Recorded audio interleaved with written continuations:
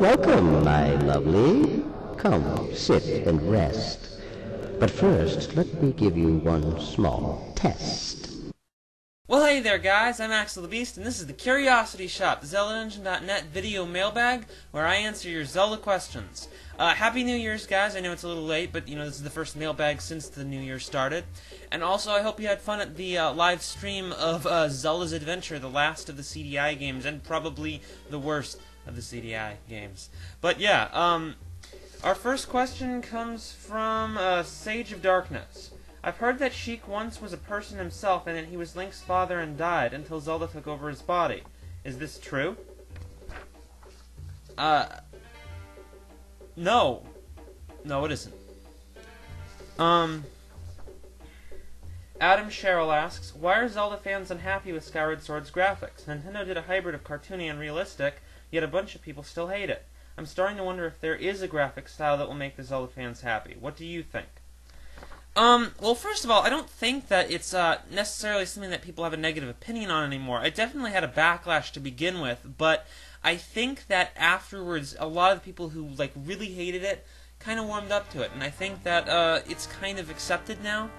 The thing is that a lot of people loved and hated the Wind Waker style. The cartoony thing did it for some people, and other people hated it. The same could be said of the grittier style of Twilight Princess.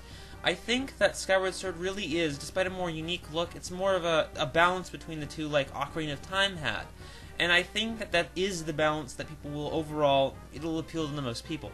But no look is ever going to be loved by everyone. It'll still come down to, is the game good? That will get us past how the game looks, pretty much, I think. Vixie Link asks, I've heard of something in Ocarina of Time called the Unicorn Fountain. What is it, and where is it? The Unicorn Fountain was in the beta version of Ocarina of Time. The information on it's a bit sketchy, because obviously we can't get to it. Supposedly, it was supposed to be, it was basically like a fairy fountain with a unicorn statue in it. And that's why it's called that, obviously. And, basically, supposedly, the entrance was located in the little alcove under the waterfall in Zoro's domain. And also, supposedly, this is... We don't really know what to believe on this one, but supposedly we're supposed to get the sword beam in this area. Now, people have tried to get into it through, glitches and stuff, but there's no real way into it. That entrance is just a rock wall that was intended to be the entrance to the Unicorn Fountain before. You can't get into it now.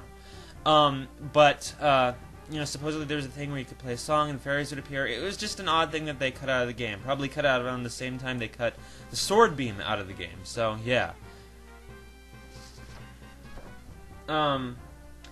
Condog asks, what is your opinion on musical instruments in general and on the ocarina specifically in the Zelda series? Do you feel that they are worthwhile contributions? What do they add to the series? What game utilizes them the best, worst? What could be done to make the most of them? What is your favorite song? I definitely think that the musical instruments were a unique thing for when they first came around, and I think they definitely add a lot to the game. They add, it's just a unique gameplay element and another way of collecting items and powers and new ways to interact with the world. I think that the best game to implement it is probably Majora's Mask, because it had a nice, tight collection of songs that had many uses, and the warping was handled better with just one warping song, etc. The worst, I don't really know. Probably the Wind Waker, because there was a very minimal amount of songs with a very minimal array of uses, It seemed like it was kind of rushed put into that game. I don't actually think they're a necessity to keep them in the series. I think it's something that was great at first, but at the same time, I think it's something that, I don't know, it's something that doesn't need to stay. It shouldn't be part of Zelda in general. I think Twilight Princess should have not had the music thing at all, because it seemed like they kind of tried to throw it in haphazardly to add that element to the game, but I think it kind of just was pointless. Spirit Tracks is actually a game that I think did it very well, although people have trouble playing with the controls of the Spirit Flute. That actually might beat Majora's Mask for me as the best one. I wouldn't mind seeing these systems again, but I think that they shouldn't just throw them in for the sake of throwing them in. As for the best, like, Ocarina song or whatever, I'd probably say the Song of Healing, just the way it sounds. And if you're talking how useful, probably the Song of Soaring or other similar warping songs. Doblin asks, I just came to think, what do you think will happen to the Zelda series the day Miyamoto's life comes to an end? Will it die along with him, or will someone else take over? If so, I think the series will change dramatically. Well, actually, in a way, it already has been taken over by someone else. Eiji Aonuma has already... I'm probably not pronouncing his name right, but he's someone who's been working on the Zelda series extensively. Miyamoto actually, I believe, trained him in a way, or he's like his, they work together, and they've worked together on Zelda games, and Aonuma has actually been the director of most of the Zelda games since, like, the Wind Waker, I believe. So it's already been happening, and things haven't changed a lot. So just because there's a different person leading the series doesn't mean it's going to change a ton. I do think it needs the innovations, but I think that the core elements will always remain the same. Or unless Nintendo loses their minds, but I don't think they'd do that if they had money to lose from the fans not buying the games, Eventually, I think the Zelda series will outlive Miyamoto personally, and I think it will live on in a way that is satisfactory to the fans, pretty much.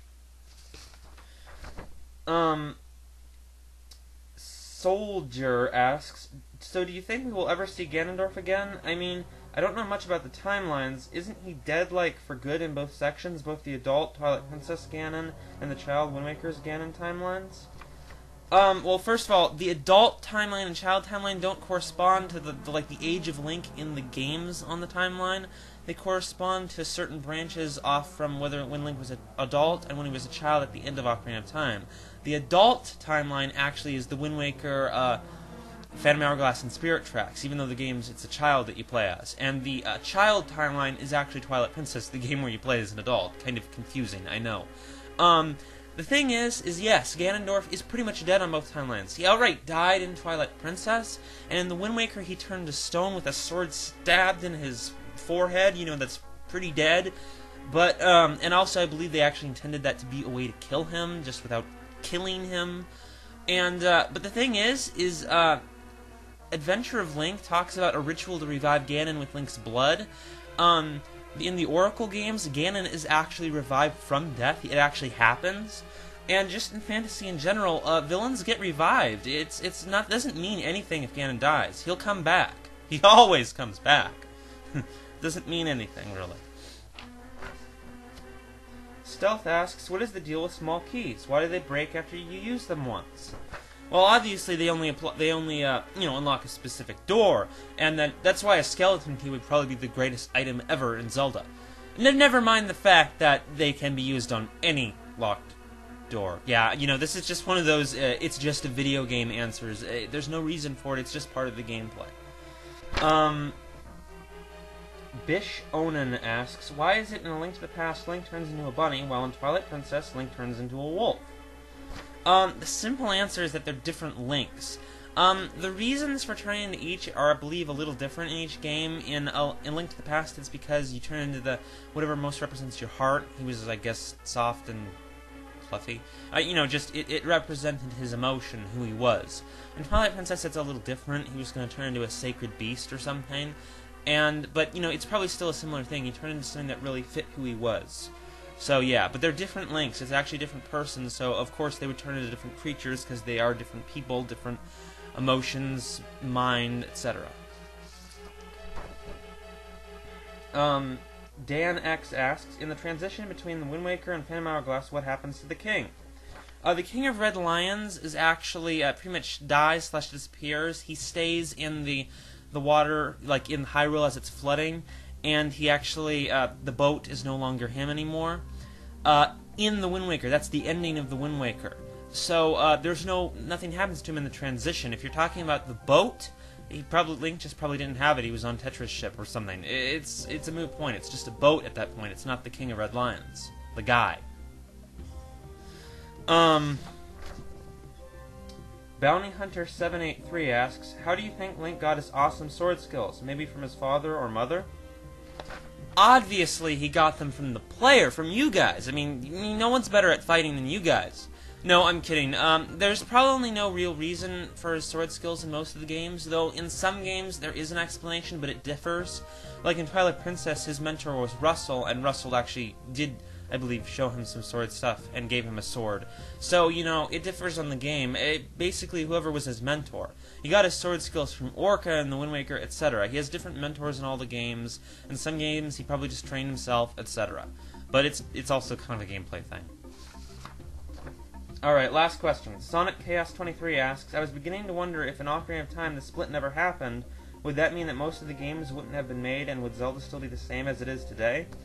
Well, I've talked about this before in a kind of conspiracy sort of sense, but I actually do believe the split timeline was not intended when Ocarina of Time was still made, because the whole paradox or whatever that was the reason the timeline existed is perfectly explainable without it.